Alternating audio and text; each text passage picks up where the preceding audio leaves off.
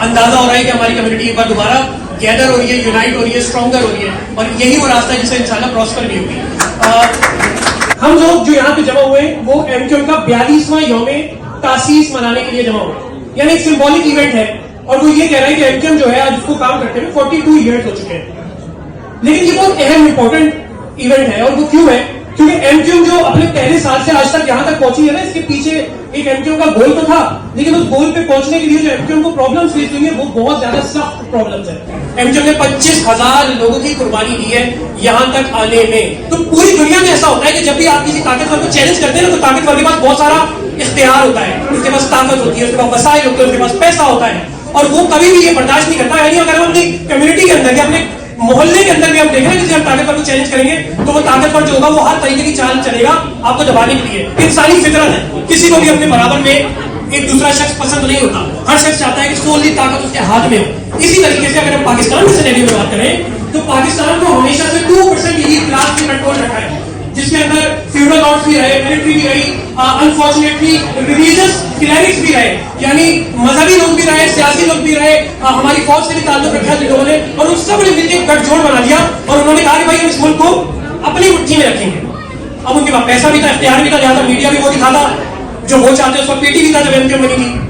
Court اور عدالتیں کوئی فیصلہ دیتی جو وہ چاہتے کہ وہ جج کو اپنی نوکری بھی قائم رکھنی ہے, اپنے آگے اس کو ایکسٹینشن بھی چاہیے.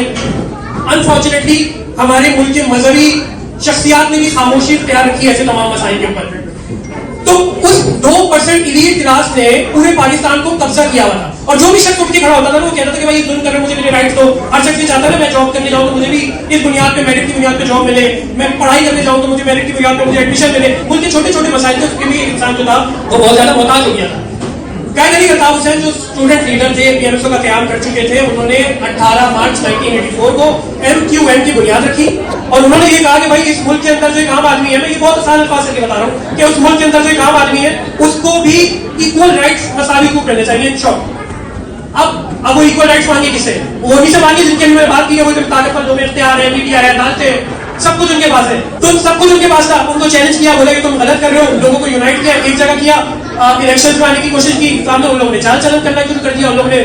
پروپیگنڈا شروع کر دیا, انہوں نے مارنا دھارنا شروع کر دیا, اور اس 84 سے کے بعد 92 میں پہلے جو آپریشن ہوا, یہ کہا یہ تو دشمن ہے, یہ علیحدہ ملک بنا رہے ہیں, اس سے یونائٹ ہو رہے ہیں کہ یہ دوسرا ملک بنانے جا رہے ہیں, اور جناب پور کانسپریسی بنائی. میں آپ سب کو اس بات کا شکریہ کرتا ہوں, خراج تحسین پیش کرتا ہوں کہ آپ لوگ آئے اور آپ نے ہماری محفل میں شرکت کر کے یہ بتایا کہ آپ اس ملک دشمن پروپیگنڈا جو ہمیں لے کر پھیلانے کی کوشش کی جا رہی تھی, آپ اس کو ریجیکٹ کرتے ہیں. آپ یہ مانتے ہیں کہ ہم پاکستان کے دشمن نہیں ہیں, آپ یہ مانتے ہیں کہ دعوت کا سچا لیڈر ہے. اس بات پر آپ سب کو خراج تحسین اور بہت بہت شکریہ. جی الطاف, جی الطاف.